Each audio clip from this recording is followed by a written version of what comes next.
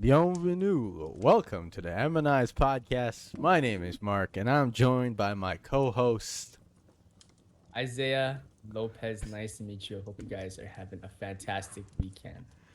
We have a lot of things to discuss, but Isaiah has a few things to say. Oh, of course, man.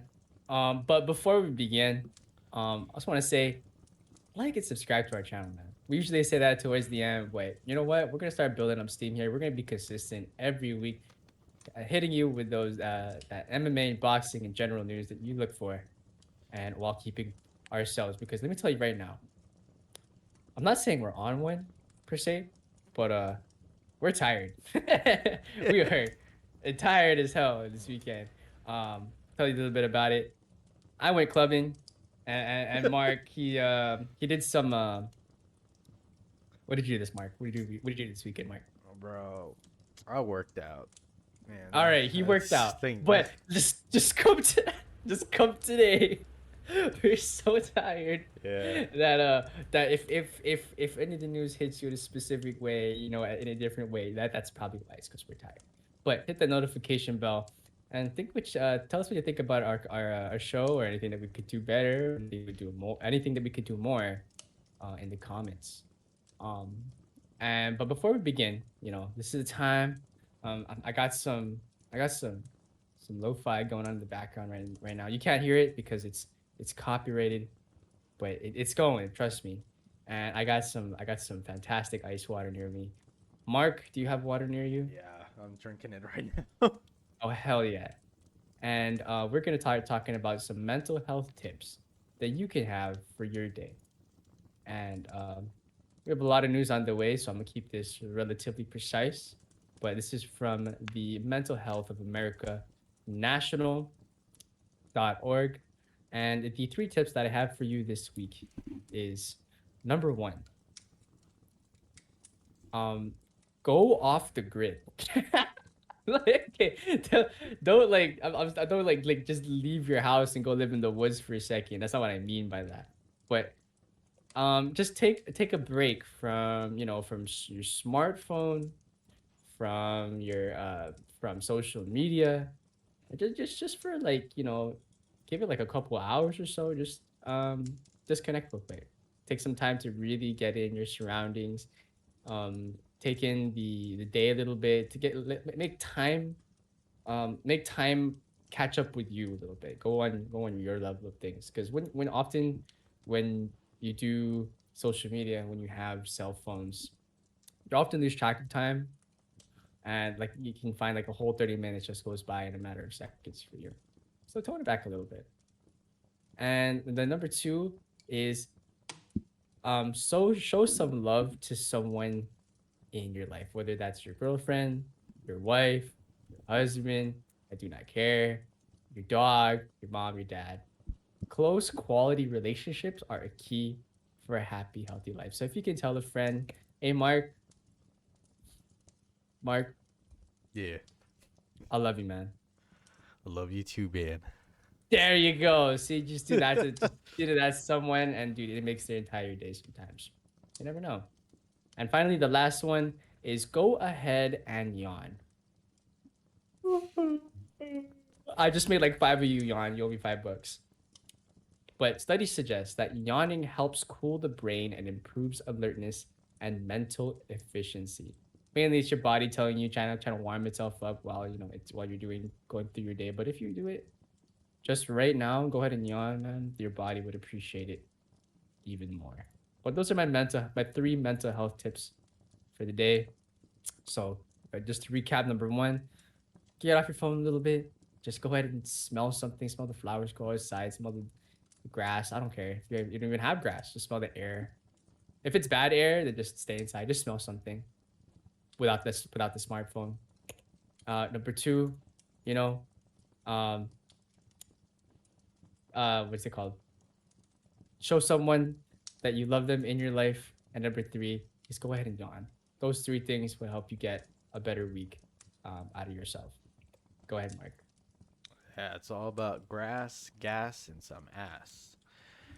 What the fuck? You know what? That'll just be the cap. That'll just be the caption. I Yeah. should just do that from now on.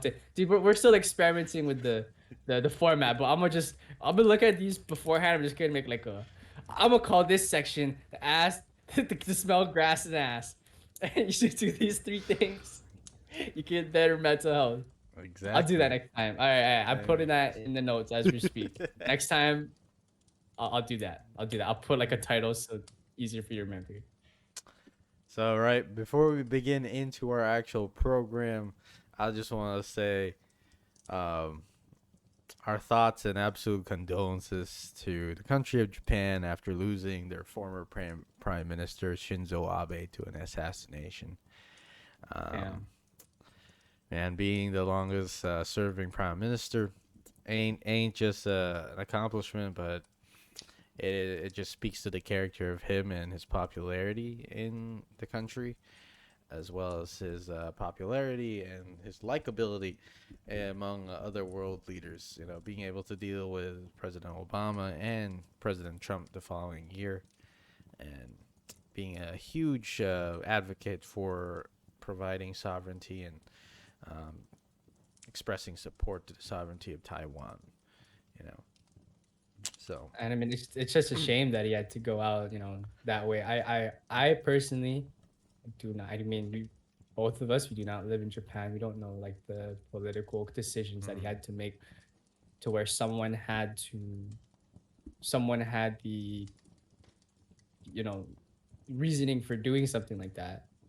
And because assassination is hard for one, but doing it in a place where they have the strictest gun laws yeah, like that you can imagine. You basically can't have a gun unless it's like an no. airsoft gun, Again, right?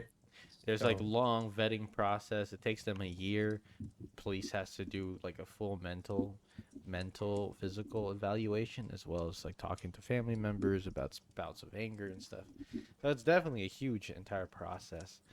Um, but yeah, so for someone just to pull that off in a country like that, that just sucks. I don't know what kind of political statement he made or political decision he made, but just condolences to him. No one goes likes to go out, shouldn't have to go out that way. yeah, again, condolences to Japan as a country and nation, and condolences to Shinzo Abe's family and friends. Of course. So, on to the big time news.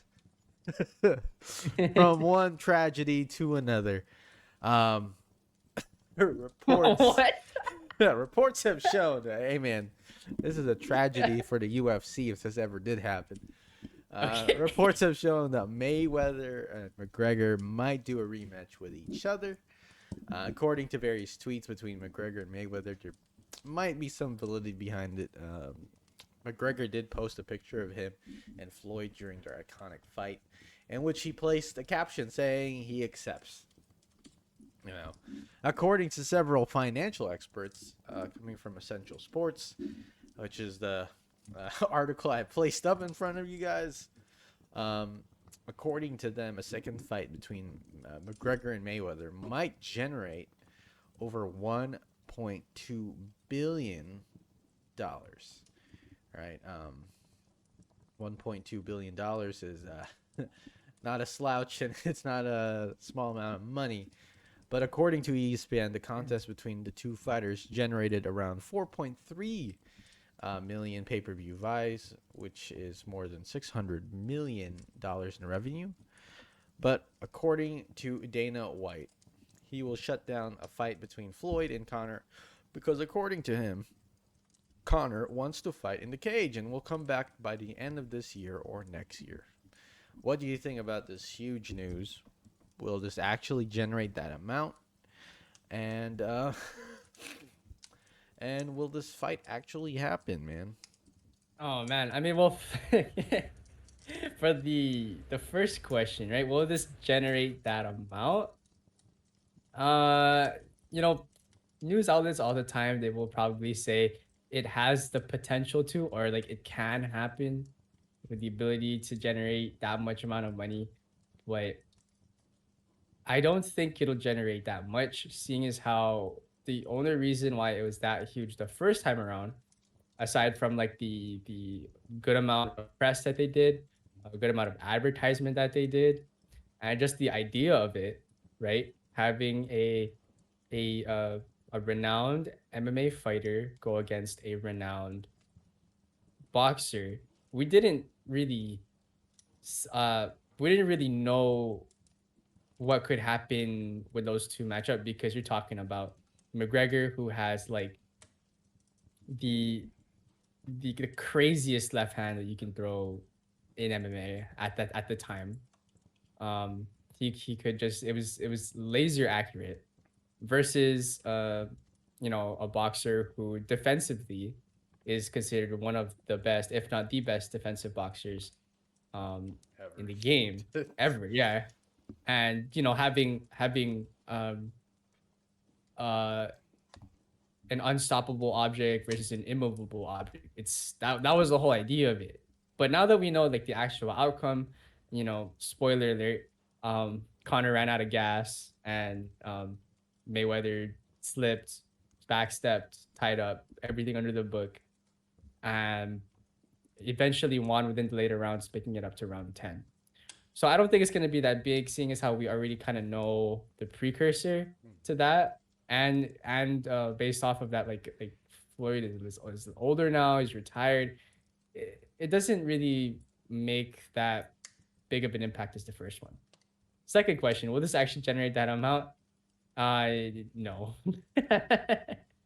no, I don't think you could. You could double that again for previous reasons stated. And no, I don't think this fight will actually happen.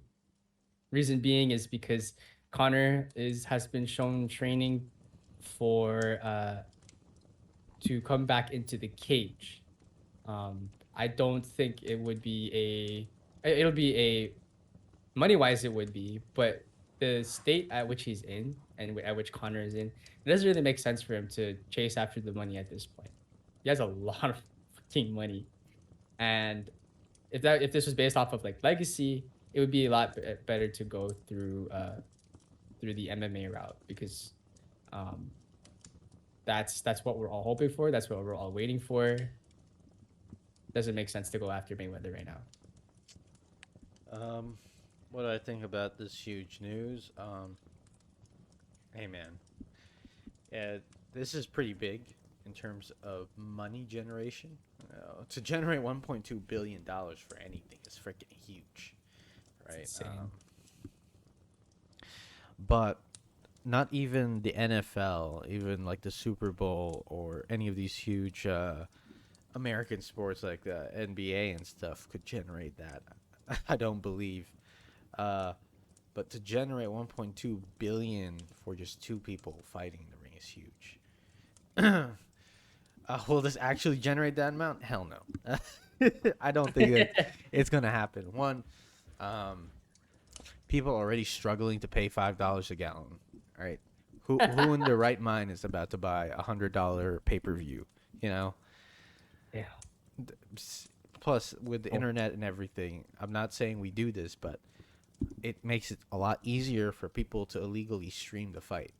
So, do you really Mhm. think people are gonna pay 75 at the lowest to $100 in pay per view for this? Absolutely not, because we already know the outcome, right? We know that Floyd's a better boxer. Uh, Connor doesn't have a gas tank, clearly, to fight in a boxing ring. He has a gas tank to fight in the octagon, but not in boxing. So it is what it is. It's no slouch against Connor. It's just a different beast in the boxing ring. Will this fight actually happen? I absolutely hope it doesn't happen. One of the reasons why I don't want it to happen is, hey man, it's just me personally, I don't like seeing things repeat when we already saw a clear winner. Uh, Mm. if it was a closer fight, right? Like it came down to a decision, and Connor had, at least like 5 rounds in his name to Mayweather's 7, then I'll be like, you know what? Run that back. you know, where That's true. where it's close, right? Or, Connor had better landing output. He hurt Floyd multiple times in the fight, but Floyd just squeaked past, and I'll be like, yeah, absolutely, run it back.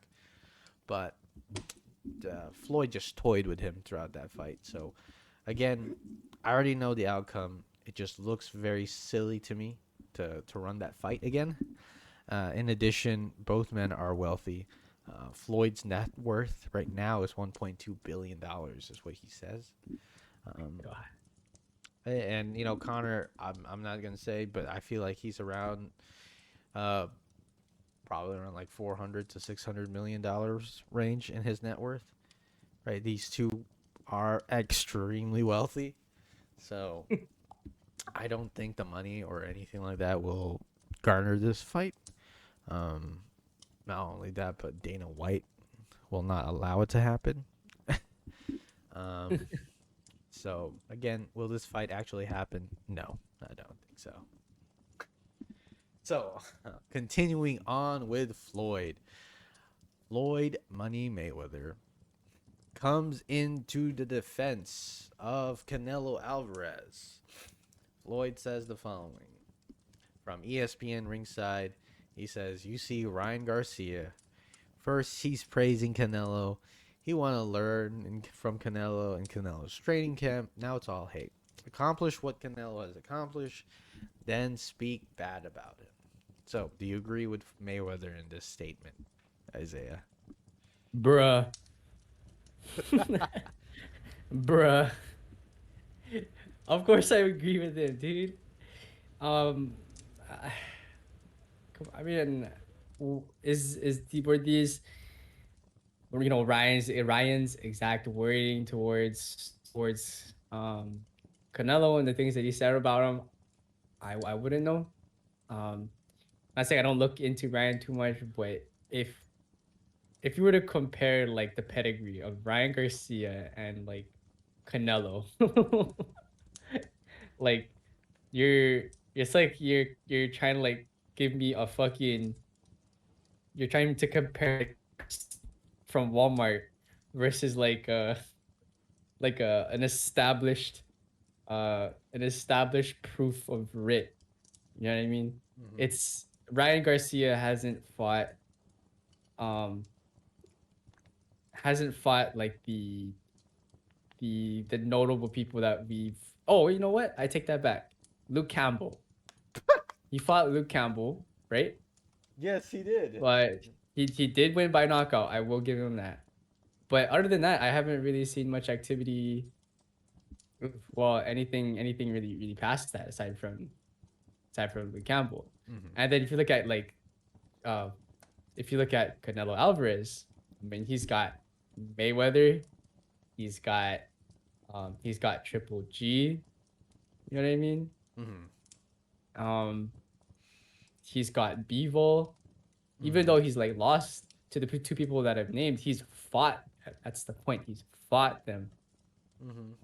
and hasn't been knocked out or anything. He just lost. And there's nothing wrong with that. But he has the pedigree to say that he's been there. Ryan does not have that. Hey, man. I fucking agree 100% with Floyd in this. Ryan Garcia, you're a class A hater. You need to shut up. Absolutely, you need to shut the fuck up. Um, I think this is like it's like a 5-year-old trying to compare his educational resume to a PhD student. You know, absolutely incomparable. One person has fought literally multiple Hall of Famers in his practical resume of fighters. He from Floyd to Shane Mosley has cleared out an entire super middleweight division, Triple G, Kovalev, and then Bivol. Right? He has quite the resume. And then there's Princess Ryan Garcia. Just Instagram videos of him hitting a bag way too fast, and not showing real technique and stuff. And then he's like, "Yeah, look at me. Look at all my followers." Bro, get out of here. Get out of here. It's like comparing my Fisher Price credit card to my American Express Gold Edition. It's like my American Black Card, man. Oh man, Ryan, you sound like a fool, and this is not the only Ryan topic we have. It's just Ryan just makes himself look like a clown every time he speaks. So, yes, we agree with Mayweather. On to the next topic. So, some relevant news, man. Damn! Damn! A huge announcement, a big time fight for women's boxing. So, a women's boxing match. Let me pull it up really quickly, guys. So, this one is huge matchup right here. Huge matchup for women's boxing on September 10th, 2022 at the O2 Arena in London for the undisputed super middleweight championship of the world for the women's boxing between Clarissa Shields and Savannah Marshall. So what do you think about the fight? Who do you think will win the fight, Isaiah? Oh, I don't pay a lot of attention to women's boxing.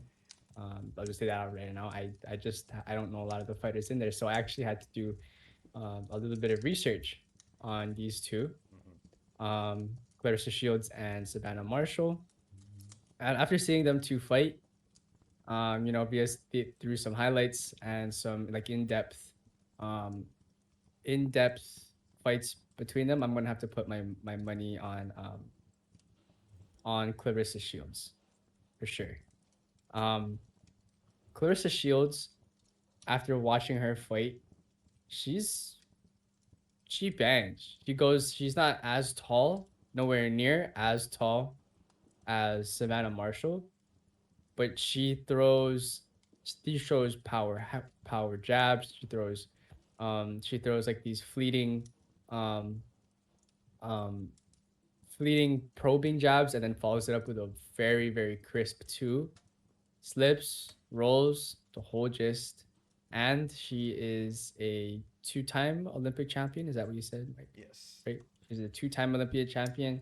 I've seen her fight, and I've seen her fight taller fighters too. I would put my money on that. Savannah Marshall, on the other hand, she does have a TKO and a what do you call it, a knockout reel. She fights like mainly any tall person would, very lanky, uses range to great effect. Um, looping hooks, looping twos, very tall, But I don't know. There's something about the way that that Clarissa fights that I can see that winning in between the two. What do you think? Oh man. Again, this is a huge fight for an undisputed match at middleweight. Um, Clarissa Shields is no pushover. Again, she has a resume to boot with it, as well as like an amateur resume to back up her validity. Um, she has a very, very powerful and very come forward type of style. Um, while Savannah Marshall, the one thing I do have to say is Savannah Marshall did beat Clarissa Shields in the amateurs. Again, that's in the amateurs. The pros is completely different, but there's that little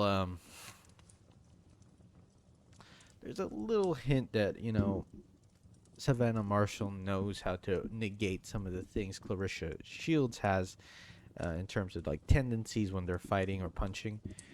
Um, Again, with Savannah Marshall, she is tall and she uses her range to great effect, and she's very patient with it, which she does fight a lot on the back foot, and she doesn't rush into things nor pushes the tempo of the fight. With that in mind, I would have to lean heavily more towards Savannah Marshall in this fight. considering even though this fight is for the undisputed middleweight champion, and Clarissa Shields has most of the belts, it is being fought in the backyard of Savannah Marshall. You know, one thing you have to also consider is the hometown crowd cheering for their hometown fighter, which is Marshall, and that could play into a role with the judges scoring the fight. Um, but in terms of the output and things, I feel like Shields will have the advantage in that. But in my estimation, Marshall will catch her and knock her out in the later rounds. That is my prediction for that. Marshall will knock her out. She's gonna catch her. Okay, I Again, would say Shields will get on the inside and do the opposite. We'll bet money on that. I'll put a pen cap and half a lotion bottle. um, let's see. So our next part to this is the co-main event, which is in addition to the fight between Marshall, the co-main will be headed by the unification bout between the WBO and IBF featherweight champion Michaela Mayer and the WBC champ Alicia Baumgartner. So, what do you think about this fight, and who do you think will win this one? Okay, um I know this is like a big event. Mm-hmm. Seeing as though this is gonna be the co-main event, but this is the one fight that I actually had no idea going in, because again I didn't quite pay attention um to the two women's boxing events, but can you tell me a little bit about Michaela Mayer and Alicia Baumgartner? So Alicia Baumgartner obtained her championship by knocking out the previous champion. Again, I forgot her name already, but she knocked her out, and it was a clean knockout too. she was uh, she was knocked out on her feet, so she was still standing, but her Wow. her her mental state wasn't at that moment. And Michaela Mayer obtained her championships by defeating the other champion while obtaining hers from a different champion at the time. I already forgot their names, but she is more of a clean boxer. Both of them are very clean with it, but Baumgartner catches them um, on the counter. Uh, Mayer applies pressure, really boxes and pushes them to the ropes, and she lets her combinations go. Um, while Baumgartner, slips, um, uses her jab to set everything up. If you make a mistake by throwing a right hand and she steps back, she'll catch you, and that's donezo for you. Uh, I feel like in this instance, both are very clean, but Baumgartner has that extra umph, in my opinion, in terms of power, in terms of cleanliness, in terms of countering. So Mm. I feel like Baumgartner would have this fight, but I would this s- one is very very close. I would say, after while Mark was giving the rundown of the two, and I was listening to it, I pulled up both of their fight highlights, and what you said was exactly spot on. Mm-hmm. In terms of their fighting styles, Alicia Baumgartner, I've seen this style before in the gym. It's really annoying to fight against. It's like it's a skin, because she over opponents, she usually has she has a really nice reach advantage, Mm-hmm. but the way she stalks forward, the way that she points out her jab, um to kind of like lull you into the wrong position and catches you with the perfect right hand, and like follows it up too with a nice follow-up jab or a hook to go after the two. Mm-hmm. She's clean, and she stays on the outside extremely well. And I can kind of see this going in the same light as Alicia Baumgardner versus uh, Edith Soledad Matisse. Matisse being the kind of mirror for Michaela Mayer. I'm gonna have to agree with Mike on that one and say that it's Alicia Baumgardner on the edge of this one. It's annoying to fight against. You have to be really slick on the inside um, to to um, to smother the counter and just to not get hit by the follow up counters that come from that. No, yeah, it's man, it's hard to choose a fighter in this instance because both are equally skilled and both are equally difficult to face. But again, the cleaner fighter, in terms of their defense and offense, has a higher and more likely chance of winning a fight compared to someone who applies a lot of pressure. But still, very good fight, guys. Highly recommend any of you guys listening in to watch this fight on September 10th, 2022 at the O2 Arena in London.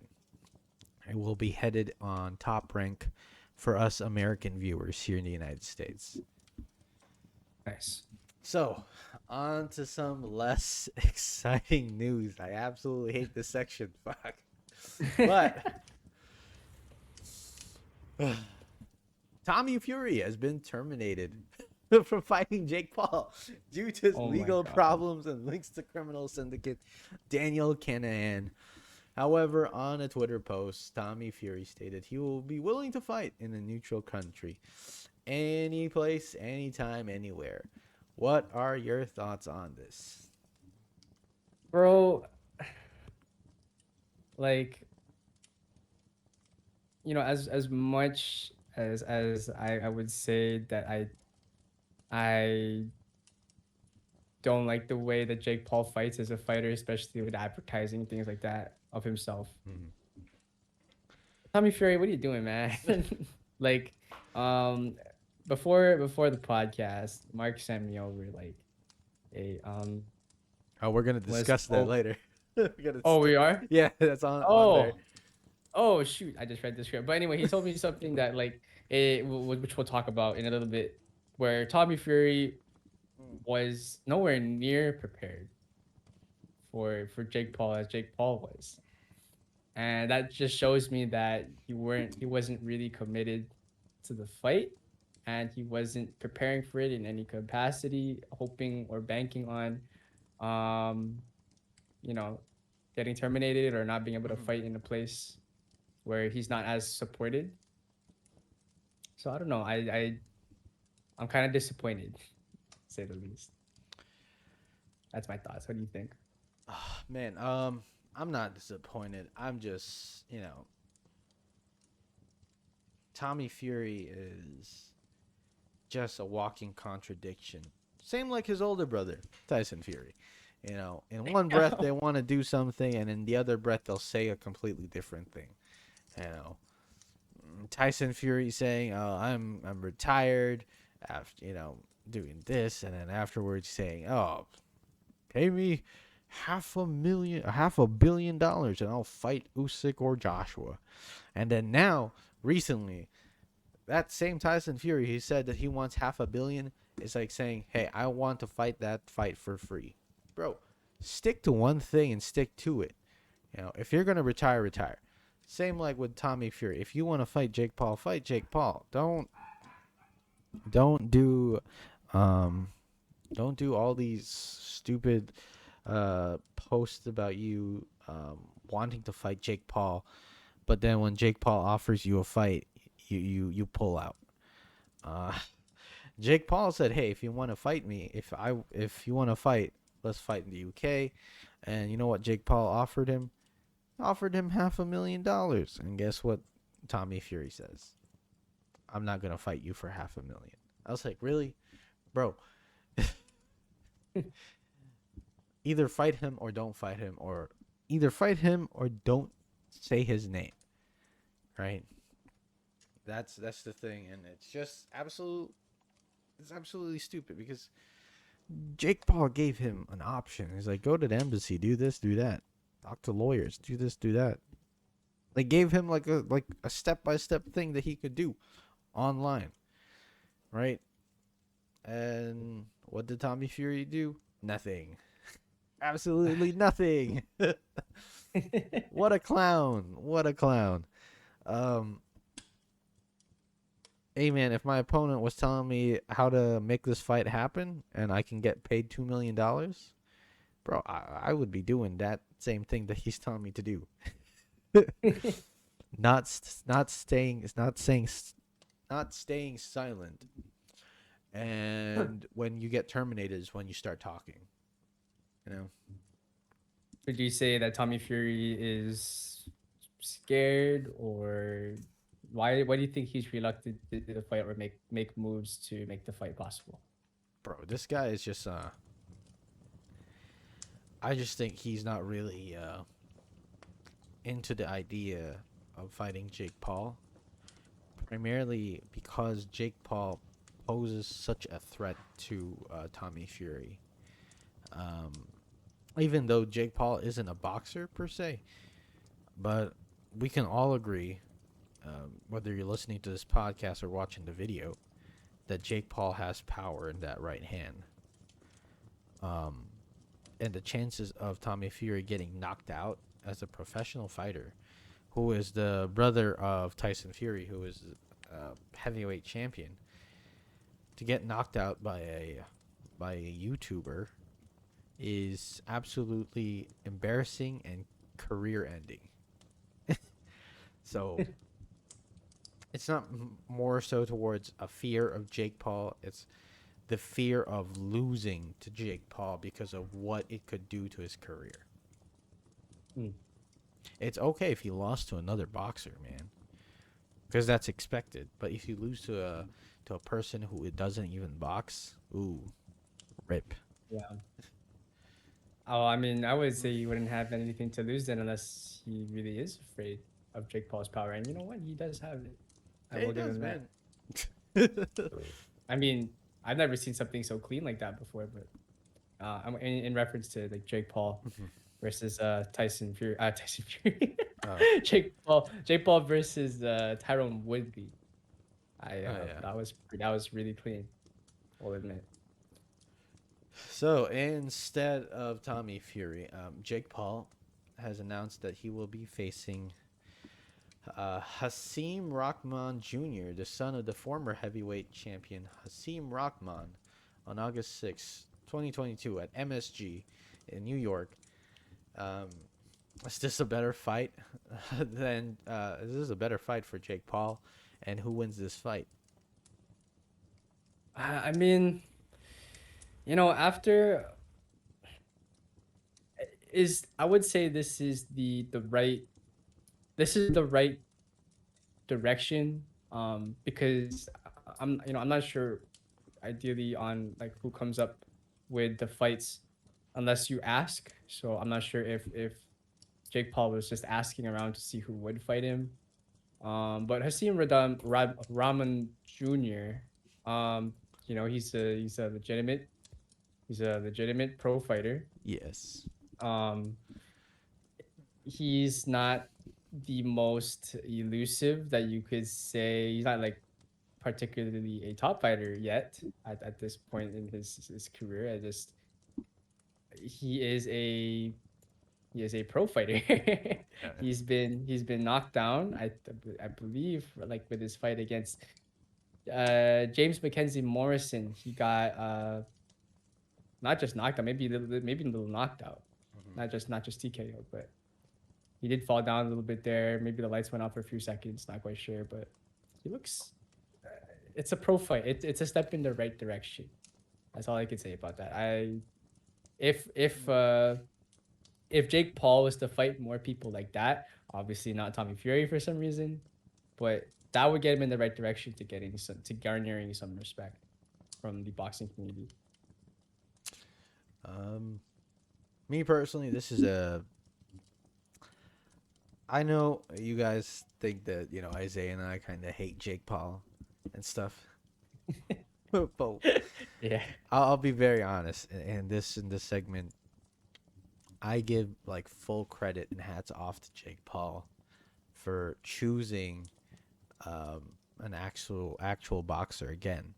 And it's not just any boxer. It's it's a pro boxer. In addition to that, this pro boxer has trained at Mayweather's gym and a few other gyms throughout the United States. And he does have power and he does have skill as well, being a pro boxer. Um, so this is definitely a step to the right direction for Jake Paul. And hats off to him. If I was Jake Paul and Tommy Fury did pull out, I'd have chosen another YouTuber and chosen another retired MMA fighter. But no, Jake Paul, hats off to you for picking uh, Hasim Rahman Jr. And you know what's crazy? I saw this on Twitter actually. I don't have it up, but Jake Paul actually sparred with Hasim Rahman Jr. And their sparring session did get a little heated and stuff. So, this is going to be interesting because it seems like they've already had a little scuffle in the ring for sparring, but this is going to be for in front of people in MSG for an actual bout that will matter. So I'm hoping that Hasim Rahman Jr., being the boxer, wins the fight. But I do give full respects and just my hat off to Jake Paul for actually choosing him. So again, that's respect on that end. Choosing an actual boxer. Kudos, man. Straight kudos. This one's the one that really irks me when I saw it. but Tommy Fury's father told the Zone in an interview that Tommy Fury was 31 pounds overweight, over the cruiserweight limit. Tommy wasn't exactly in training. He'd only had about 10 days because he's been on holiday. I told him, I know you could be fitter. You're overweight. Does this show that Tommy Fury, did not want the fight from day one? Oh, so sorry. I had like a burp. Bro, I'm not sure if that caught on, but no, that shows a lack of dedication. That shows a lack of desire. It shows a lack of preparation. Mm, You know, like there's a reason why there's like a weight class division in fighting in general. Weight, especially if you're used to it, gives you an advantage over people who are lighter. That's just physics. Um, you hit harder. You don't move as much, or like you don't have to move as much. Or you get less affected by lighter punches. You know.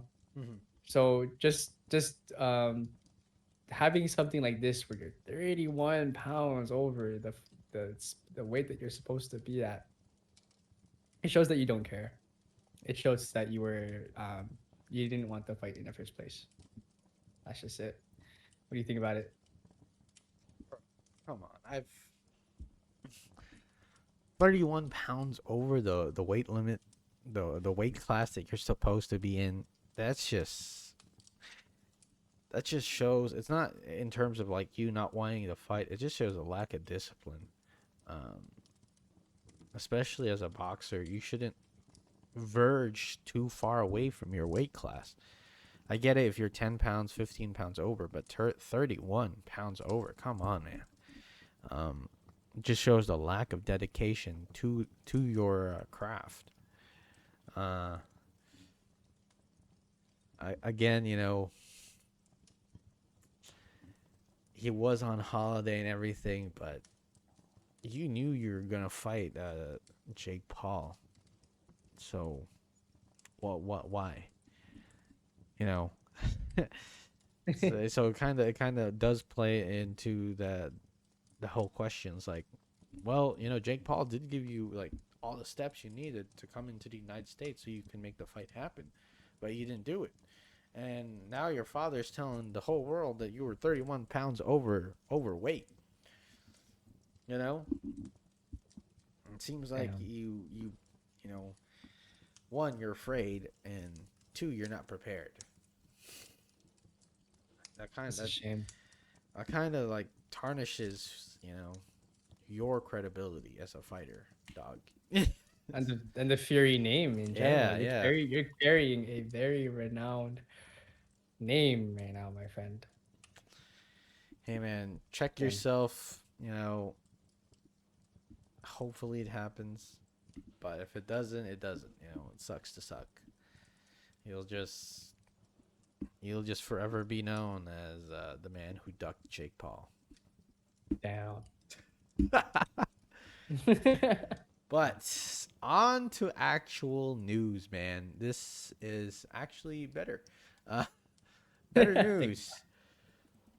It is your boy Loma. Loma news, man. So, My boy. It's my uh, boy. so Lomachenko now appears ready to begin preparing for a return to the ring. So he told top-ranked president Todd DeBuff, um, and he told him, he was like, "Hey, I want to fight as soon as October."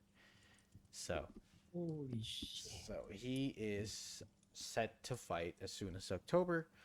And the question for you guys, nothing has been announced yet, but knowing Lomachenko, it's usually either on October or sometime sooner, or even a little later. But whatever he says, he actually does. Um, so, who do you want Loma to fight as his tune-up fight? You know, he's coming back from serving Ukraine. So, who do I you have a want him? name. Who? I have a name.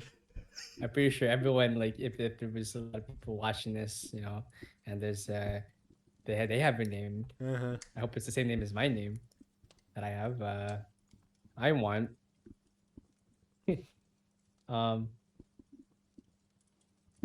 oh my god, I'm like the biggest brain fart in my life. Yeah, the I biggest. get no, I got it. um I want Teofimo Lopez. Oh my god. I want Teofimo Lopez As his tune-up. as the tuna fight to come back in. Ugh. He does not have any belts. He lost them to. Oh, no, not does have them. I'm not sure if he can still hold the titles if he lost them. That's my question. But um, the belts that he got from Loma, he lost to Ferocious Cambosos. And so if memory serves correct, that he's not really going for any um I mean he doesn't have any belts on him. Loma doesn't have the amount of belts that he had before, or that the ones that he gave up to Teofimo. It seems like a pretty fair and well needed tune-up fight. Question mark. How do you feel about that? Bro, I don't agree with that. One, uh, Teofimo is actually facing someone in August already, and he's fighting at 140. So to go back down, and depending on how he does against Campa, um, again, that's gonna be different. I don't think that's a realistic one for Loma. I mean, yeah, I get it. Isaiah's kind of biased, and he wants to get back and revenge. But I will throw out an actual name that I think would be a great tune-up for Lomachenko. Um, Can I guess it? Can I guess it? go for it, bro. Is it what is Tank Davis? No, no, no, no. Fuck. Okay. What is uh a tune-up fight now, right? Yeah, tune-up fight. Okay. Have we seen this fighter a lot before? Oh, Question mark. absolutely. Fuck. Um, who is Cambosos? Nah, nah, nah. Oh fuck. Cambosos and Devin Haney have a fight to do. Oh damn. Okay, wait, no, I thought So that was gonna be that recent. they couldn't make that for Lomachenko. Which weight class is it? He's not going down, right? He's staying within Teofimo's range. No, he's staying at 135. Teofimo is going up to 140. So Oh, okay. Damn, then I'm. Wait. Shakur Stevenson? no, dude, Shakur is down the weight. Oh shit! No, get this right. Okay, then no, I'm out of luck. Bro, I want Because him. then, I then it was want them. him for his tune-up fight. I want him to fight Ryan Garcia. Fuck that kid. Oh, I didn't. Sorry, I didn't think it was relevant, so I just kind of threw that on my system. My bad. Bro, yeah. But realistically, I think Lomachenko might have a tune-up fight with. Man, there's so many people at lightweight. But I do think he shouldn't divulge too far from the top 10. And one of those people he should fight is Ryan Garcia. Ryan Garcia has been calling him out, but every time Lomachenko does want to make the fight, Ryan Garcia is immediately quiet. Wussy. Um, so I think this would be great for Lomachenko, and if by the off chance, man, everyone has a puncher's chance. Um, Ryan Garcia does it, then he gets that name, that name recognition in his resume, and I'll be like, you know what? I'll take it easy on you, Ryan Garcia. But until then, I think this would be a great tune-up fight for Lomachenko. A fast, clumsy fighter where Lomachenko can exploit and show his world-class slips, feints, counters, pressure fighting. Really toy and play with Ryan Garcia. So I think that would be a great fight for him. I mean, to add information to that, if you've seen before, I can't remember which camp this was, but they've sparred before. Oh yeah. Ryan Garcia and Loma have sparred before, and according to a news outlet who videoed the coach and Loma while he was wrapping his hands, he said, "Do you remember Ryan Garcia?" And Loma said, "Who's that?" And that's for one. And then the second one was that he told Loma, "Oh, Ryan is the one that was good for a round or so, and then just kept running ever since. So no, no evasive, no, not sorry, not very evasive, but no follow up within their sparring sessions. So kind of want to see how that goes, seeing as how they've done it before, and Loma obviously kicked his ass, but Again, I just want to see that happen. Primarily, again, I think Lomachenko, if he's gonna have a tune-up, um, he shouldn't divulge too far away from the top 10. You know, to to get that feel again. So it would be a good fight for Lomachenko to fight Ryan Garcia as his tune-up. I'd And agree with that. to everyone else I'd there, agree with that. yes, I do think Ryan Garcia is a tune-up for Lomachenko. If you think I'm crazy, man, tell me all about it in the comment section below. Subscribe too. We want to keep talking with you. Yeah. So on to more Lomachenko news, man. Um. So Shakur Stevenson, which is the unified featherweight champion, which is weight class below Lomachenko, uh, has stated on the Last Stand podcast, I feel like me and Loma are great fighters with great boxing IQ.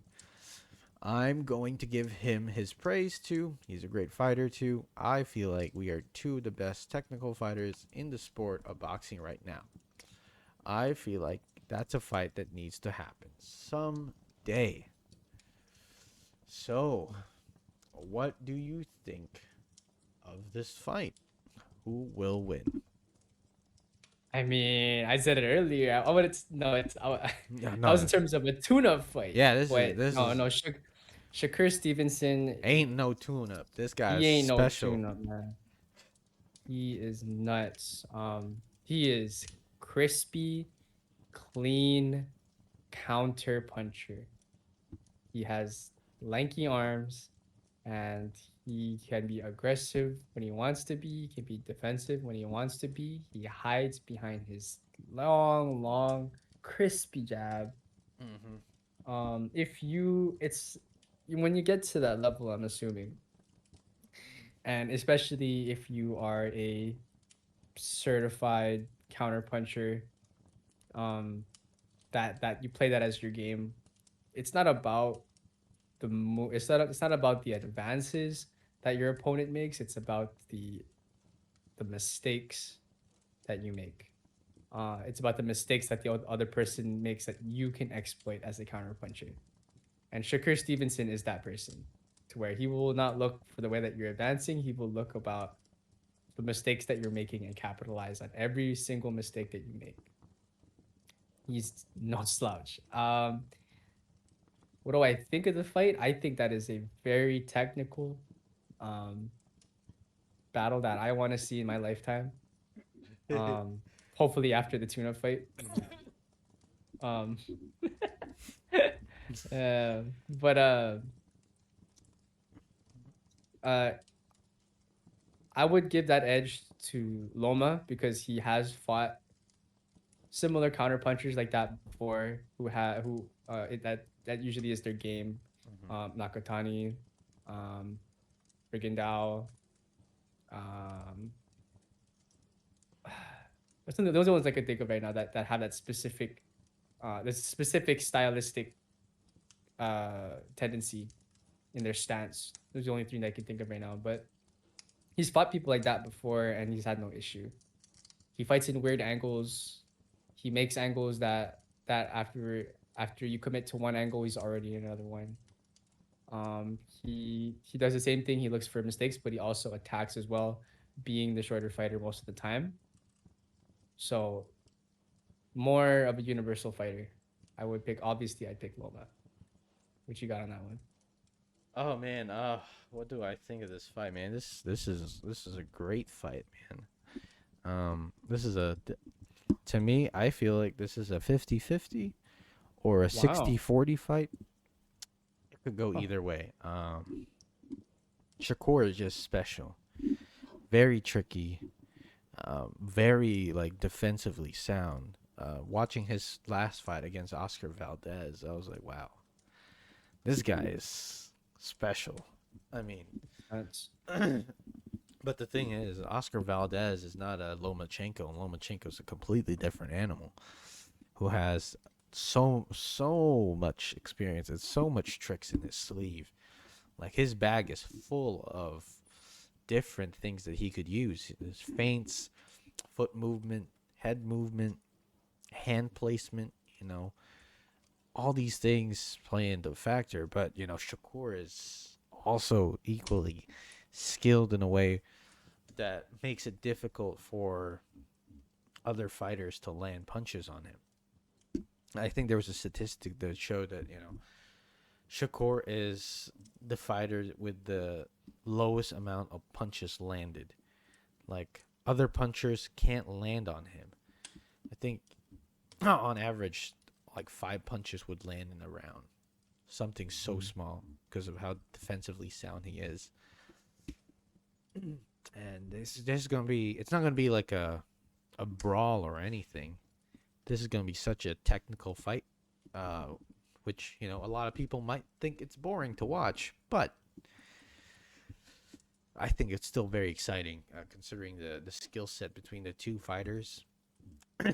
However, if I were to choose a fighter, depending on when this fight is made, um, mm, time is on the side of Shakur, primarily because the more time he has, the better it is for him. More experience he gets, more fights he gets, more slight improvements, tweaks here and there, and his body starts maturing even more. You know, Mm. Lomachenko, if the longer this, the longer it is, his body starts regressing. Father time will catch up to him. All this and that. A lot of things could happen. So I would rather have this fight happen as soon as possible than any. I would actually like in retrospect, not retrospect. Sorry, in um going along with time, it also cannot be too quick. I would say, which is why we were talking earlier that he's not a tune-up fight. No. I would not like, for example, realistically, I would not make um that like the first fight coming on. No. Well, when he's just been out for so long, I mean, obviously he's been training in Ukraine most likely, but he hasn't been in the ring, Hmm. voice crack, in the ring for a considerable amount of time previous to the Ukraine-Russian war. So Hmm. he's at a disadvantage in that respect. Maybe after one or two more fights next year would be a really good time, I think. So Because if they have one fight this year, maybe one fight earlier next year, and then sometime late summer or winter of next year, I would like to see that fight happen. here's how I would say. I would. This is what I think would happen. Right. So Devin Haney against George Cambosos.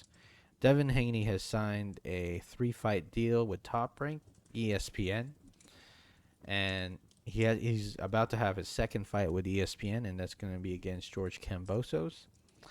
If by any chance, if Devin Haney beats George Cambosos even faster or even knocks him out, I think the third fight will be against Lomachenko for the undisputed fight, right? Mm. Which also, I think, what Shakur Stevenson is doing in his weight class is he's trying to unify all the belts to become undisputed. And what I want to see is within the next 3 years, that's the limit I want to put it. In the next 3 years, or in the next year or two, I want to see both of them become undisputed, and then both of them fighting each other in a Mm. weight. So it's going to be an undisputed Shakur Stevenson against an undisputed Lomachenko. Mm. Mm. If they wait any more than 2 to 3 years, when it's already going to 4 or 5 years from now, Lomachenko, I'm not saying he's going to regress, but logically you would expect him to regress because he is older. he Mm. he would be what, 37 in 5 years He'd from be now. he'd be close to retirement at that point. Yeah. So So and if they do fight at that point, I'm not gonna take anything away from Shakur, but everyone would have to take to consideration that Lomachenko was older at that point. So I would rather have them fight closer to their prime years, which is going to be 2 years from now, to where they both have the accolades, and it would be an exciting fight between the two. And whoever comes out on top is going to be, it's a legacy-defining fight between the both of them. And that's yep. how I would like to see it. But who's gonna win it, man? Depends, man. It just depends. Um, I would heavily lean more towards Lomachenko's experience in this. Mm. But as time goes on, I would then have to lean towards Shakur's youth. Yeah. So if the fight happens in 2 years from now or 3, I'm gonna lean towards Loma. If it happens 4 to 5 years from now, I'm leaning towards Shakur. Mm-hmm. That's Yep. just that's where I would stand on that. I would stand on that hill too. Yeah, but I've added a new segment to our show. It's called "Stupid Statements," and this is featuring no other than Princess Ryan Garcia. Woo! So Yeah. Ryan Garcia, being the clown that he is, told boxing scene that, in his opinion, when I look at Devin Haney versus George Cambosos as a fellow athlete, I say congratulations. Was it boring in my opinion? Yes. Could he have shown flashes of killer instinct? Some people just don't have it. He will feel it when he's in there with me, and he knows what I'm talking about. He then continues and says he's just not a good offensive fighter. You can be good offensively and not get hit. Floyd Mayweather used to run numbers on people and not get hit. He didn't just move around, he had a killer instinct in him. Devin's not like that. He just boxed his way to victory, and I'm very proud of him. That's a very backhanded way of saying things. Backhanded compliment, man. So, what do you think about these absolutely hate-filled statements from Ryan Garcia? Or, if you agree with him, does Ryan have a point? You know what? We were I stood by this hill. I stood on this hill rather last week, right? When oh not even today. It's two different hills. First hill is when Adesanya, this is MMA by the way. When Israel Adesanya fought against Cannonier, Jared Cannonier, everyone everyone thought that it was boring, and um the argument there was that people in that uh people within that position, some of them they go for the kill anyways. GSP, for example, Khabib, for example, Charles Oliveira, for example. And I would say, I would agree that that fight could be considered boring in my opinion, because not a lot happened. It was Israel stayed mostly on the outside, throwing pop shots and keeping his distance. I would feel that I would stand on that hill again for the Cambosos versus Haney fight. However, this is different from MMA. Boxing, you don't have as many kill points or options as you do in MMA.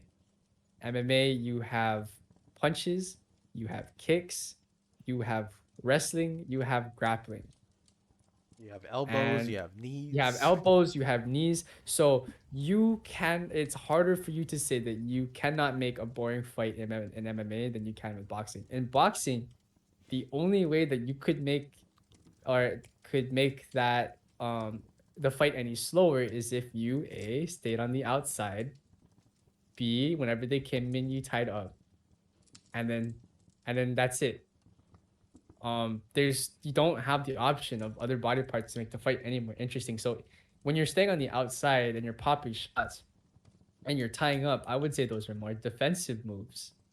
That's what you have to do against fighters who are aggressive or are shorter than you. It's that you have to use your range to great effect. You have to use your angles. You have to tie them up in their positions where they have the most power, is in up close. And that was the fight between Haney and Cambosos was just beautifully tacticianed work. I don't think it was boring at all. Um, I would say that it was slow. Ryan Garcia could be right in that aspect. It was definitely slow. It was definitely less engagement from both sides. Mainly one engagement coming from Cambosos, as he is the shorter fighter. Or sorry, I take that back. Not shorter fighter, as he has less reach than he. That's more important. So no, that's what I think about that. I think that the statement was retarded. It was just slow. It's different. Can't make that comparison. Bro, Ryan Garcia, you were an absolute fool. My God. Killer instinct? Really? Dog, I can like literally dissect your fight, your most recent fight. So Ryan Garcia faced this Ghanaian fighter named Togo. And killer instinct, bro. You couldn't even finish off this D-level fighter. Bro, George Cambosos is not a slouch. He put his hands on Teofimo, knocked Teofimo down. Teofimo went against Lomachenko. Lomachenko couldn't even knock him down. But yet George Cambosos did that. Again, two completely different fights, but yet we have to all acknowledge that George Cambosos is a dangerous fighter. And Devin Haney's plan for that fight worked to perfection. He boxed him, which is what boxing is, right? Mm-hmm. Boxing is not about knocking people out like that. Yes, it's exciting. It's fun to see, but the essence of boxing is to hit and not get hit. And that's what Devin Haney did throughout his fight with George Cambosos. Like, it was a masterclass, in my opinion. It was exciting because, again, George kept engaging the fight. And whenever he did get in, guess what Devin Haney did? Tie him up. Not only that, but if George tried to push him to the ropes, Haney just tied him up and then walked him to the center of the ring, right, to keep his back away from the ropes, right? It's a beautiful plan. While you, Ryan Garcia, you just want to throw fastballs and just try to throw your left hook and miss, and you're going to get countered really easily by throwing that left hook without setting it up with other punches, right? You yourself do not have that killer instinct. You couldn't finish off Tago, a D-level fighter. You hurt him earlier on in the fight, and guess what? You couldn't even get him out there. So before you start criticizing Devin Haney and George Cambosos for their fight, look at your last previous fight, you freaking clown. Watch your mouth. Watch your mouth. God, Ryan Garcia just pisses me off, man. I'm a freaking idiot sometimes. Damn. I was like, come on, man. The only person you fought with a name is Luke Campbell. That is true. I mean, well, he did knock him out. So sometimes he doesn't miss. Yes, but the thing is, What? right, Luke Campbell did catch him in round 2. That's true. And he put him on the ground. Not only that, but my gosh, I was looking at the scoring of the fight. I watched the fight. Luke Campbell didn't even get the points for the round that he knocked him down. So in essence, if you ever look at it, the judges already had Ryan to win the fight.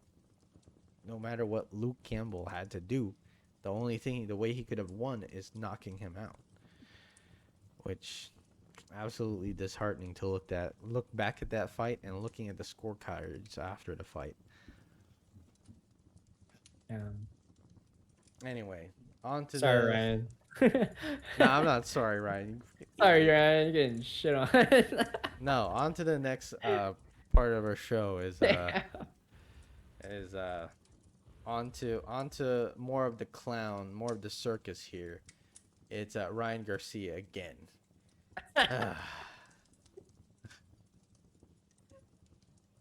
right.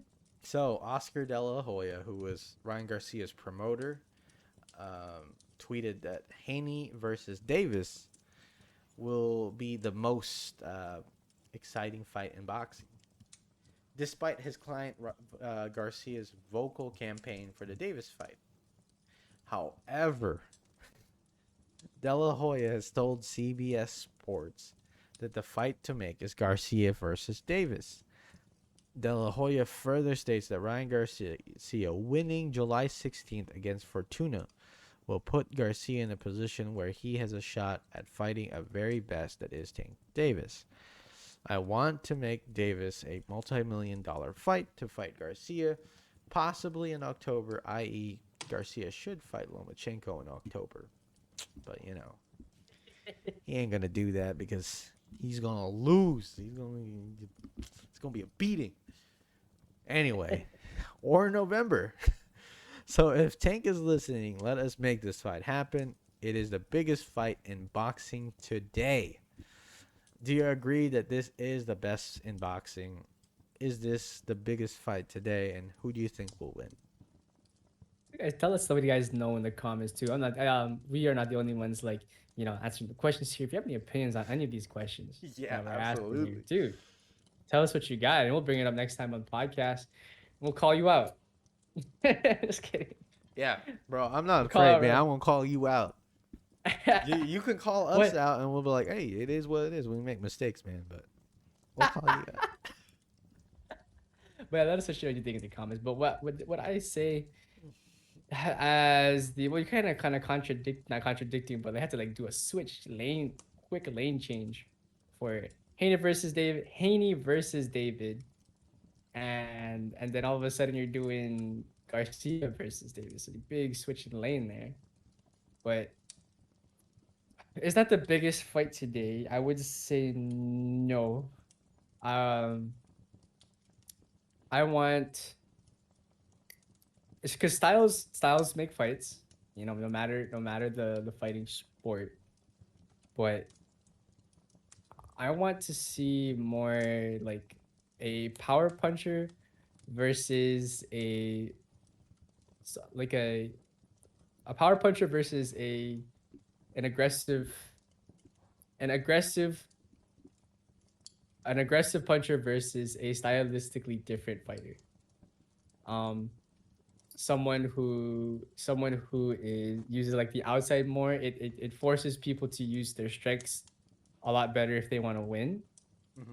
And you're talking about Tank Davis, who is a perfectly placed time versus versus Ryan Garcia, whose main focus is that to quick knockout style power punches. I'm gonna have to give that edge to Tank Davis if that's the case against Ryan Garcia. Because Tank Davis, I think he's nuts. He's also new, but the things that he throws are nuts.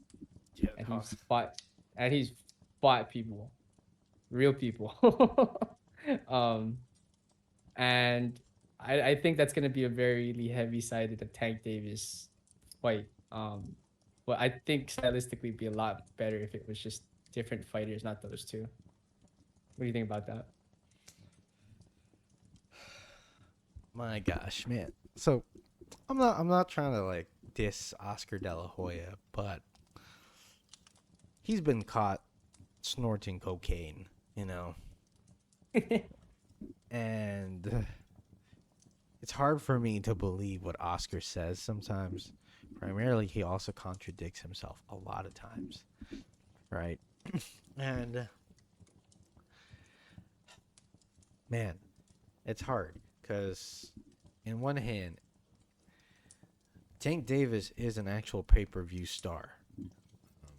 He is managed and promoted by Mayweather Promotions, which has made him into a pay-per-view star. He sold out arenas in Atlanta.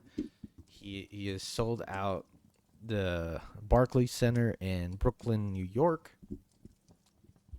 So, in terms of numbers, this would be big because Tank Davis is a big star in terms of boxing fans and other boxers and celebrities, while Ryan Garcia is a huge Instagram has a huge Instagram following, and he has a ton of friends on like YouTube and stuff and TikTok, so he can garner numbers there too. So in terms of numbers, this is huge, but in terms of skill and what boxing fans want, this is not the biggest fight.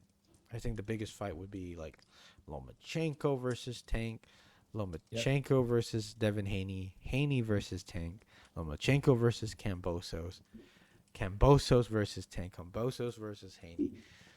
You know, there's other fights, but Ryan Garcia hasn't fought anyone, while Tank Davis has fought a lot of people. He has fought people. He has knocked them out too. This guy's built like a pit bull. Like he has no neck. So Zero. is But I would have to agree with Oscar De La Hoya saying that this is the biggest fight today in terms of numbers. Yeah, In terms of true. popularity, yeah, this would be good. And who do I think will win? Man, fucking Tank Davis all day, every day, Oh, next week, man. Like, bro. I'll make that prediction next week. Tank, I make that. I made. Tank Davis. Even though he's like 5'5" and Ryan is like 5'10" or 5'11", Tank Davis can like set things up. He can jab. He can counter really clean. Like Oh, he's so clean. he's so clean with his counters, and Ryan Garcia goes for like speed, like pure speed, just fast, fast, fast, fast, fast.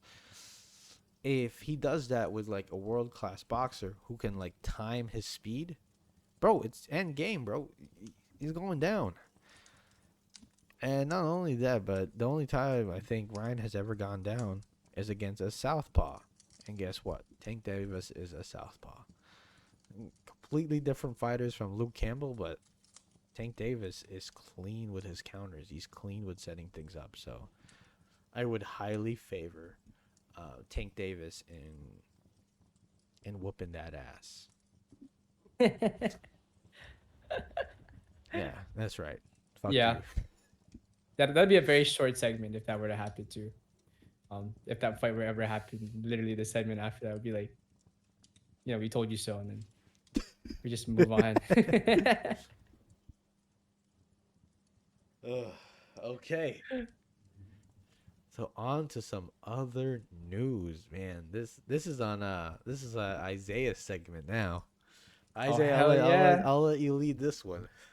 All right, so in MMA recent news, John Bones Jones was ripping Francis Ngannou for defending Israel Adesanya for fighting with French tips and having a Frozen, which is like the movie, sorry, a Frozen esque fight. So there's some beef, and there has been beef for a while.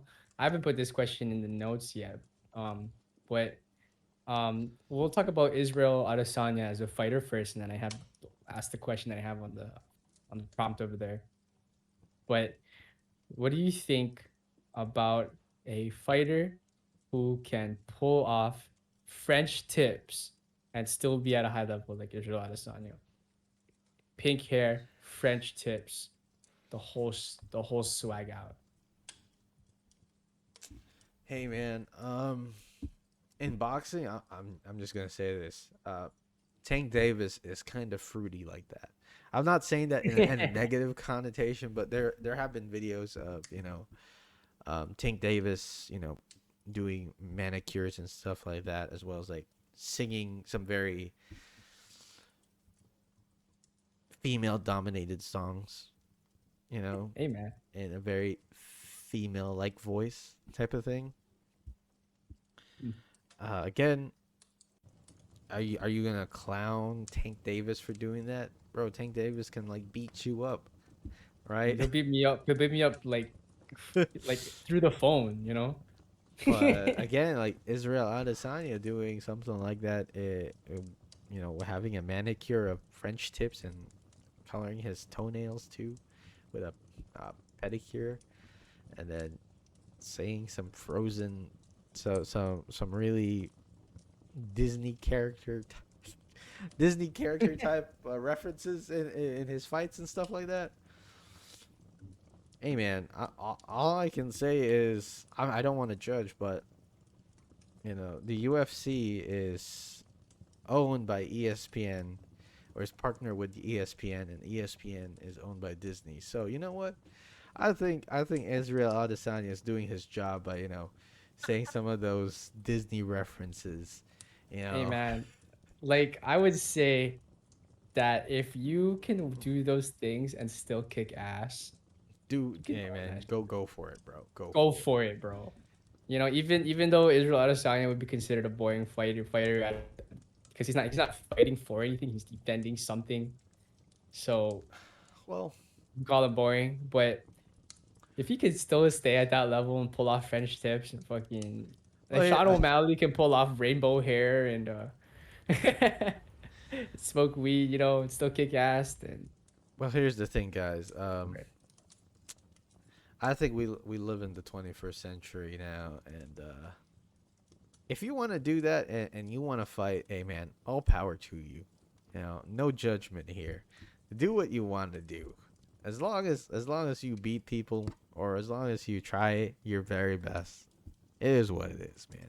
Do you? As long as it's fair. Put it that way. Oh, Don't hey, make that shit fair. I will die on that political hill on having male oh, fighters I just heard. or I just remember. yeah, I was the like, what? male people going into female sports and calling that fair. I don't consider that fair at all. Biologically, no. Bro, okay.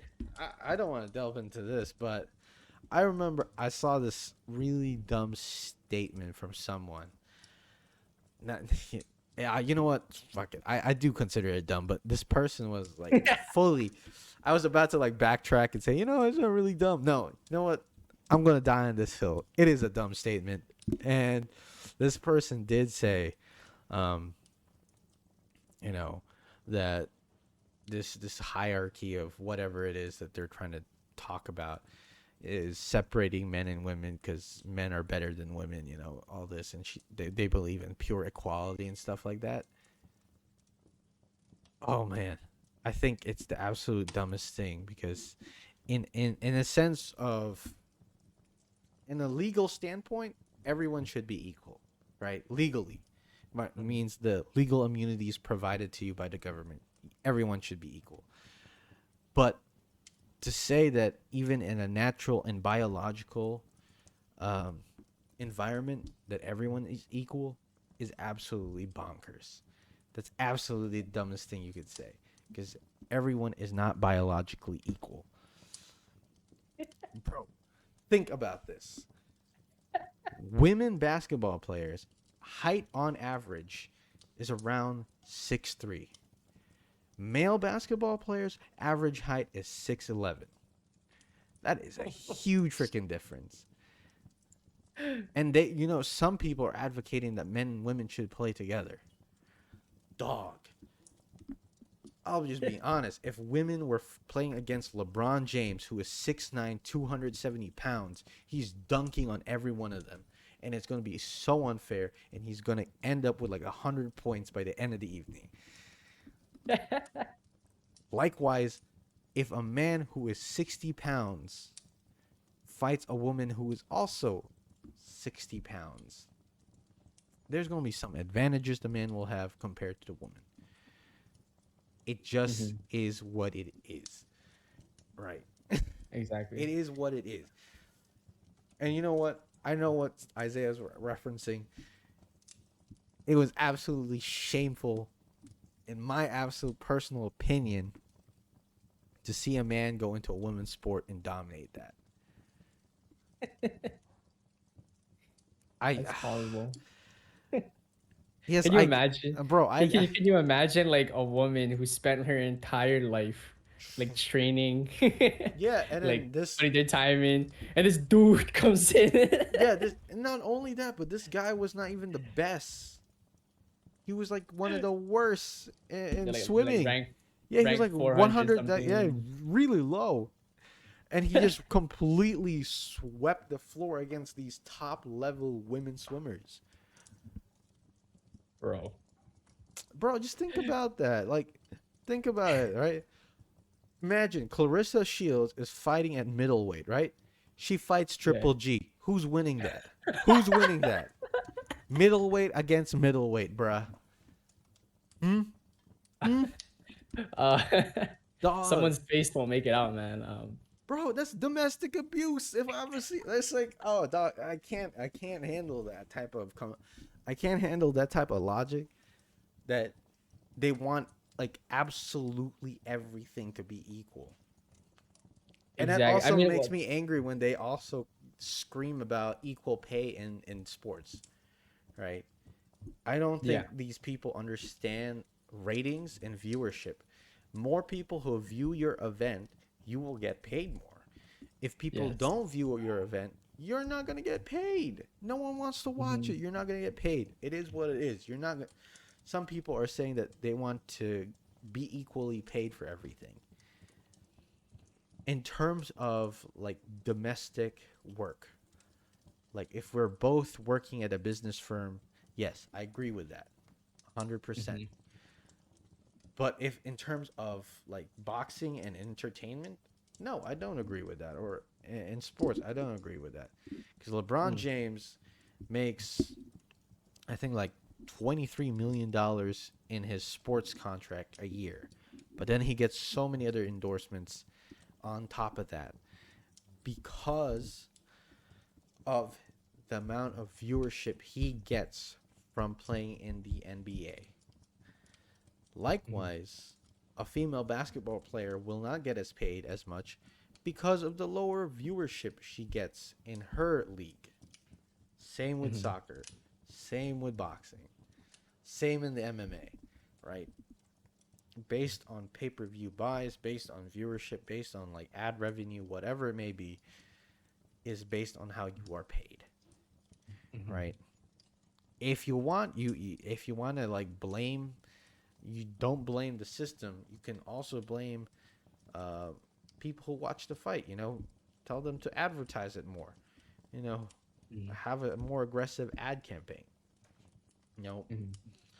but to blame that you're like, oh, we should all be paid equally, based on what? Based on what? Yeah, can you imagine like I don't know, Ryan Garcia getting paid the same amount as like a Triple G versus B-ball fight just cuz Well, just has to be equal. I was thinking of like so many different. Like, just imagine like a low, like a ranked, like top 5 female UFC fighter, right? Getting Mhm. equally paid as like Conor McGregor, who's one of the top grossing MMA fighters. That's not realistic. Yes, that's exactly what some of these people think it should be. And I was like, bro, no, no. It's like I'm not being sexist in any way, but Mhm. no, you just have to think about it in terms of viewership and numbers. Exactly. It's like it's based on the person. I mean, that's not to say that women have the don't have the potential to get paid more than men. I'm pretty sure like if you Ronda were to Rousey got paid. yeah, exactly a Ronda Rousey fight versus a lower level like men's fight. Obviously, the Oh, you Ronda know what? Rousey fight is gonna make way more. Here's something crazy. Women who are in the WWE, they get paid. Yeah. Here's one other area where no one wants to talk about that women have more pay than men. It's an adult industry. Yeah. It's true. Female porn stars get paid significantly more than male porn stars, and it's just a fact. And yet, these people who want to proclaim equal pay everywhere, they don't want to talk about that. Yeah. It's a pretty deep hole to go down and just to to bring it back to Fuck it, like I'm good. the MMA scene, I would say that keep that shit equal, my friend. Make that shit logical. Yeah. Yeah, but I don't think French tips and Frozen movie references is gonna make any advantage. Oh no, it's not. But what will be an advantage is if you go against like Amanda Nunes versus Israel Adesanya. You know what I mean? Like, Amanda Nunes is like still crazy, but bro, yeah, it's it's so I don't know, unfair. that's very unfair. But on the same strain of Israel Adesanya, my last question for this final segment of the podcast is: what do you think of John Jones, right? As a potential fighter against Ngannou and against Israel Adesanya. So two different people, but I want Ngannou first. What do you think of John Jones as a potential heavyweight bout against Ngannou? Hey man, And John Jones is we still a beast, dog, and yes. Ngannou has that power. But John Jones has so many other things in his tool bag. Mhm. He can strike with you. He can kick. He can wrestle. He can submit you. He can submit you standing up. If he puts you He's against done a that. fence, he submitted he submitted I forgot his name. yeah, he submitted this one fighter, and they were Um, standing um, up. it was Machida. yeah, yeah, yeah. He To submitted the him end. standing up, right?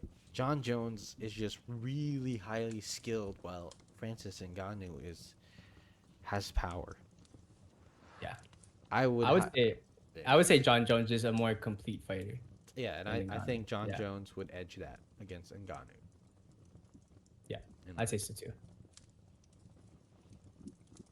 Now against Israel Adesanya, how would you feel that would fare? Bro, I still choose John Jones. I'll be honest.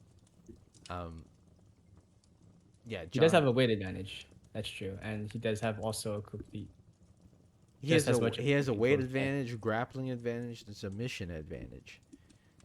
In Yeah. terms of maybe striking, I could see that a little bit equal, I guess. But Hmm.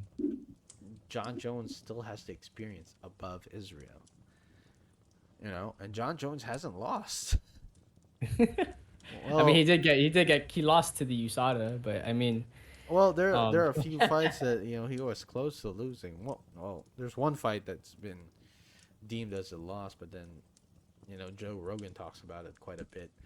Like, I don't know so much about MMA, but based on the things I analyze from my own viewpoint and my own um, access to this knowledge, I think John mhm, Jones will still beat both Ngannou and Adesanya.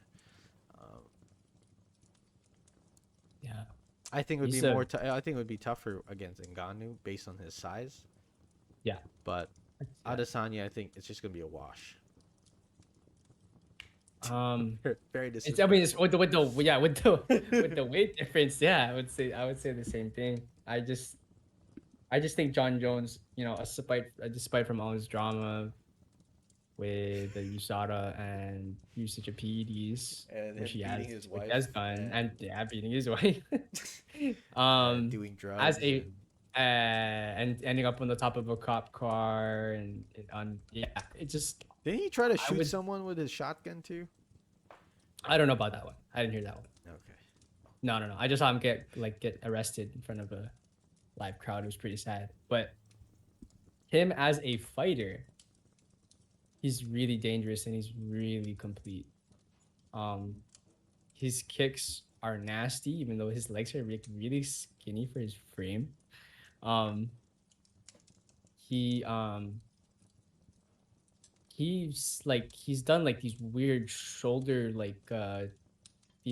shoulder twists from standing up, and they're really quick and really hard to catch. That seems just like such a dangerous move to play for the opposite end. Um, like just being caught in that, and you don't expect to be caught in it. He uses elbows, knees, great effect. And he snaps them too. He's there to hurt you, and it shows. It shows really well. It's really hard to fight against, and I mean, someone who has a solid wrestling game like Daniel Cormier wasn't even able to do it. Um, he's really dangerous, and I don't think Ngannou has enough of a tool set, like Mark said, to do any considerable damage. Aside from his fists, obviously he has like the hardest punches and kicks in the game now, I believe, at this point. Um, yeah, I would give that edge to John Jones. Yes. I just don't see any contest between John Jones and Ngannou and Israel. Maybe a few other fighters, but I do have to say that John Jones has been out of the octagon for a while. Yeah, So that could play into him possibly losing. But if we're just saying John Jones as the fighter he was, as a complete fighter against them, as them being complete fighters, yeah, I still see John Jones still coming out on top. Oh yeah. I And still feel like even John Jones, high on cocaine, still could beat both of them. that's very dangerous, man. I don't want to. I don't want to be next to John Jones on cocaine. Are you kidding me? Neither is Oh his fuck wife, that. but Are they still together? I I think they separated. Well, it wasn't I his don't. I don't wife. know I the news think on it's that. called his fiance, but then I think it was one of the one of the like I think it's one of those award ceremonies that UFC had. Oh. He went there and after the ceremony or something, he got drunk again and he got very aggressive and very violent again. Mhm. And his wife or fiance called the cops and yeah, and Damn. he abuses her and shit out of that. Oh, So okay. that's the one thing I don't. I Hey man, if you're a pro boxer or pro MMA fighter, you have tools to kill someone. You have actual technique and things to kill someone. And for John Jones to do something like that, even as great of a fighter he is, he's a horrible human being for doing that. Man, anyone really at that stage of in their Yeah, dog. in Don't. their in their popularity, I wouldn't want to be caught with anything like that. Hey man, Jesus fuck. so, some of these MMA fighters, yeah, I like them as fighters. Like I like watching Connor fight, Mhm. right? And his skill set and his movement and his precise punch placement and stuff. But him as a person outside the ring, I can't support, man. Yeah, that's true. I did I some of his thing is just you can't defend it. They're indefensible, man. yeah. Him punching an old man for not drinking his whiskey. Come on, dog. I know you're trying to advertise it, man. You don't have to punch someone in the face who's an old man. You think he's still alive? The The old old man. man? Oh, Yeah. dude, he's probably alive. You know, if I was that old man, man, I would sue the hell out of Connor. Pretty sure he not or did he Yeah, not he press did. charges? Yeah, and I Oh, he think did. Okay. Connor did settle outside of court. Oh damn. Okay. So, but yeah, man. Um, Yeah. but I then mean that's Connor for my other news. throwing that cart at the bus again, indefensible. Can't do that. No, no. Oh, this the things that he says to other people about Oh, their family too. bro, you remember when Connor said some really racist stuff during the Floyd Mayweather build up? I forgot what he said. Called like Floyd a Oh. monkey or something. And then he Maybe that maybe they don't know the comparison between the two. So uh, it's Ireland. It's Ireland. I don't know. Might be different. bro, I think that's I feel like that's our well known freaking racial slur. And then afterwards, he then said he's like part black from the waist down. Damn. Which a lot of people from the African American community did not appreciate him saying that. It's absolutely fucked up. That sounds very fucked up. I know. And yeah, dude, Connor just a wild person, you know, making fun of Muslims, making fun of Russia. That's Damn. why I was so happy that Khabib laid him out. Ugh. But Damn. yeah, man, some MMA fighters hard to support, and same with some boxers, hard to support, man. Hard to do it because they're so talented, but then they say some really fucked up stuff. Can't do I mean I guess that's more of a personality thing than yeah. it. For Connor. Exactly. Well, But hopefully he has good friends outside of the ring. You know, I hope he has good friends. I eh, just that's what I hope, man. That's I'm hoping. That's the word here is hope. no, I don't think so, man. Uh, Because well, I if mean I, that's hey man, if I was like Connor's friend, or even you for that matter, right? You told me that you wanted to freaking throw a cart at a bus that you had beef with, someone in there you had beef with, right? yeah. Even though I'm your boy, I'll be like, hell no, dog, don't do that. You're gonna get charged for that, man. No, dog, you're gonna get charged for that. That's assault and battery and this and that. And I was like, you could have hurt someone. And if Connor did have any good friends in that group, they would have said, "No, doc, don't do that. Da, da, da, da, da. If you want to actually like fight Khabib and you want to hurt Khabib, fight him in the freaking octagon. Da, da. You don't have to do this like hoodlum stuff, bro." That would be me, dog. Like, That's a good friend right there. yeah, Isaiah tells me not to simp over like previous partners in life, man. I still do it. Yeah, I said don't do it, but I hey. still do it. So hopefully Connor has good friends. Probably someone was like, "Hey, yo, don't do that," but he did it anyways. Nah, dog. I'd probably Yeah. I'd still tell him no. Me Would too. I fight him though? Yeah, maybe. Oh, maybe. Hell no. Maybe like if I could tell. So like, I'm sure Connor has more than just one friend, right? Yes. So if that one really good friend tells the other friends, like, "Hey, dude, don't you think this is stupid what he's about to do?" Multiple people can stop one person. If you had like 5 guys, they could stop one like world class fighter. Just tackling them, overwhelming it. But yet, Connor doesn't have that because he's surrounded by yes men. Damn. I mean, just I wouldn't say his coach. I hope that his coach is a big influence on him in that way. In that case, because like I don't he doesn't think, seem like a yes man. Yeah. no, I don't think Connor is spending time with his coach that much. Mm. Especially his what's his name? His actual coach. Kavanaugh, Yeah, I don't think he's Coach Kavanaugh. because I feel like his coach still is coaching other people at his gym. Mhm. And Connor's just traveling all over the world on his Lamborghini yacht. So, I don't think his coach is much of an influence anymore per se than it was earlier on in his career when he's like moving up. Mm-hmm. Maybe he'll come back to his senses when they have a fight scheduled and they can train again.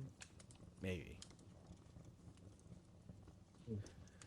But that's why I just hey, he just needs good friends. You know, he just needs good friends in his life. good That's friend. Yeah, he needs just good friends in his life. Bro, I think he needs a fight. That's all. Yeah. I mean, I think after, I mean, obviously he can't do it right now with the whole leg situation, Right. and he's still in recovery, and he's training right now to prepare for that. But hopefully the fight that comes up after will be good because he can't do cowboy anymore. Obviously, he retired. He Has to can't do be- that again, bro. Yeah, it has to be someone different. Yeah, man. Just fight Steven Thompson. Steven Thompson, Wonder Boy. Yeah, Wonder Boy Steven Thompson. That's actually an interesting fight decision. Yeah, I would Steven. like to see that one. Yeah, he's Steven Thompson is very light on his feet. Mhm. He's more of a striker than anything else. Yeah, kicks and then striking. Yeah, he has a background in karate, so uh, Mm-hmm. very very fast, precise punches, oblique kicks. Mm-hmm. So I think that'd be a good fight for Connor. I don't want to see Connor right away in a ring with a wrestler or a grappler. True. I would rather get his confidence up by facing a striker. Mm-hmm. You know, it's either Wonder Boy Thompson or your boy Tony Ferguson. Man, your boy Tony Hey, needs that payday yeah, so he can retire. I think Tony might not win that one. No, I definitely know Tony ain't gonna win that Yeah. one. I'm just saying, if you fight Mayweather, Mayweather will still do numbers. He will still garner pay-per-view buys. He'll still do numbers. So I think that would be good for Tony, so he can get some money and he can retire. Because he should not be fighting. I'll be honest. Yeah, I mean he did look good for one round. So But how looked many good for rounds are one there in round. the UFC? 3 to 5, bro. 3 to 5. 5. Hey man, it was. He's still gonna get Hey swept. man, yeah. After that chin got kind of showing what it is right now. Yeah, It's hard. he got no chin. He got no chin no more, bruh. He Done. used to. He used to have a granite chin. That was very surprising to see. Yeah, bro. Even granite breaks. If you keep chipping away at it, it's gonna break. Yeah. That's why don't take unnecessary punishment. Be smart about it. I.e., Hmm. Devin Haney, Ryan It's true. Garcia, dumb. Speed ain't everything, right? Speed ain't everything, Ryan. Ryan, Yeah, I know but you like to be called King Ryan in the ring. Hey man, you're not King Ryan. You're Princess Ryan. wait, he gets called King Ryan in the ring. Yeah. Wow, I thought that was just the plastic. I thought that was just it, the plastic king thing. Oh, you mean he's a fake king?